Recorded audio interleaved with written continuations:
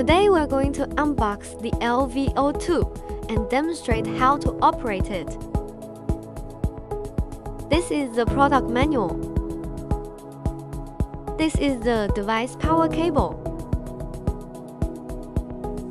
This is our LV02 main unit.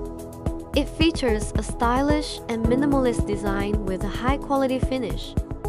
Now let's take a look at the specific operation. Connect the power supply to the miner. Once powered on, the screen will light up and display LuckyMinerAP. Open the Wi-Fi settings on your phone or computer. Connect to the LuckyMinerAP Wi-Fi network. The Wi-Fi password is Mine Your Coins.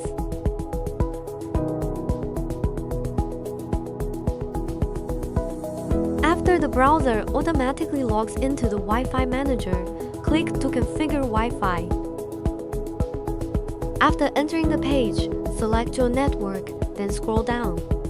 Automatically enter your 4GW Wi-Fi network name and password. Scroll down further and fill in your mining pool information. After completing the above settings, click Confirm.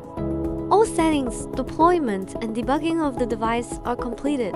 It runs in good condition and is ready for normal operation.